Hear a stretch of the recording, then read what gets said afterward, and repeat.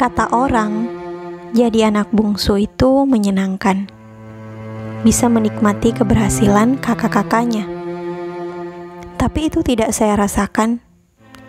Justru saya merasa seperti si sulung yang harus membackup kakak-kakak saya, memastikan mereka selalu dalam keadaan cukup dan baik-baik saja.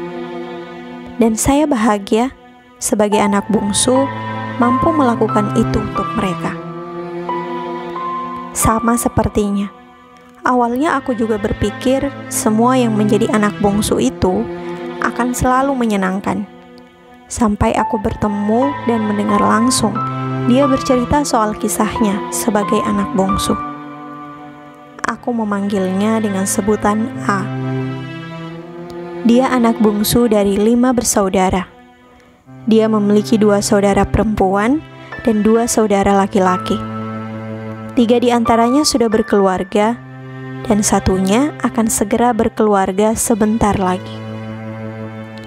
Setelah menjadi sarjana, dia memutuskan untuk hidup mandiri, baik secara finansial ataupun yang lainnya. Termasuk mengambil keputusan sendiri untuk pilihan-pilihan hidupnya. Benar saja, tanpa meminta, orang tuanya langsung berhenti memberinya uang saku. Setelah resmi menjadi sarjana, ia pun diberi kebebasan memilih jalan hidupnya sesuai keinginannya. Ternyata menjadi mahasiswa cum laude dan punya banyak teman tak serta-merta membuatnya mudah mendapatkan pekerjaan. 3 bulan menganggur dengan segala kisah pahitnya, ia pun diterima bekerja di suatu kota. Baginya, tak masalah bekerja di kota mana. Ia yakin akan selalu bisa menyesuaikan dengan lingkungannya sekeras apapun itu. Sebagai bentuk syukur akan nikmat Tuhan, ia memberikan sebagian gaji pertamanya untuk ibunya juga saudara-saudaranya. Setelah masa kontrak selesai, ia kembali menganggur lagi.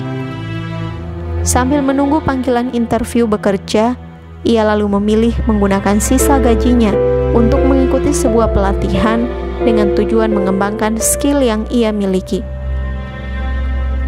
Dan saat tawaran kerja datang dari salah seorang temannya, tiba-tiba Teng Indonesia melakukan PSBB untuk memutus mata rantai penyebaran virus COVID-19. Tiket yang sudah terlanjur dibeli pun harus terpaksa di-cancel dan ia pulang kampung dalam ketidakpastian. Lagi-lagi ia kembali menganggur.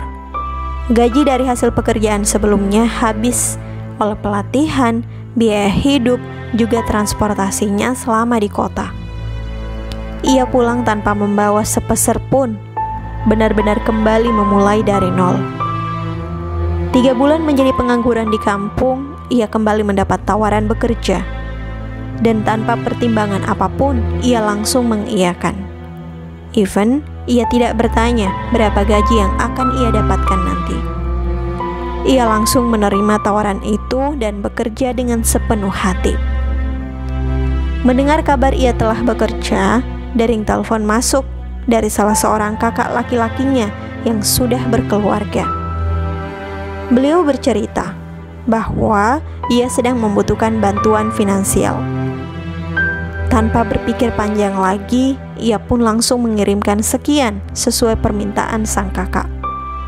Dan itu terjadi berulang kali. Bulan selanjutnya ia kembali mendapat telepon dari saudaranya yang juga laki-laki dan sudah berkeluarga. Sama dengan sebelumnya, saudaranya hendak meminta bantuan finansial. Lagi-lagi, ia dengan begitu ringannya memberi tanpa mengharap kembali. Prinsipnya satu, ketika kita sering membantu orang lain, maka Allah pun akan selalu membantu kita. Mungkin bukan selalu datang dari tangan mereka yang sudah kita tolong, tapi pasti akan dibalas oleh Allah dari arah yang kadangkala tak pernah kita duga sebelumnya. Mungkin karena prinsip itu, aku melihat hatinya begitu ikhlas membantu sesama, memberi tanpa mengharap kembali dengan sangat tulus. Dan untuk membantu sang kakak mendirikan sebuah usaha, ia dengan ikhlas menyisihkan begitu besar tabungannya sebagai modal tanpa dihitung hutang. Harapannya cuma satu, usaha itu bisa berjalan dengan sukses dan membuat sang kakak bisa mandiri secara finansial. Ia menunda mimpi-mimpinya untuk mewujudkan impian kakaknya terlebih dahulu. Sebagai teman, kadang aku memberi nasihat buruk. Kan mereka sudah berkeluarga, tanggung jawab ke keluarganya mana? Kamu juga harus mikirin masa depan kamu dong, kataku. Dan dia menjawab, aku sudah memiliki rencana-rencana untuk masa depanku.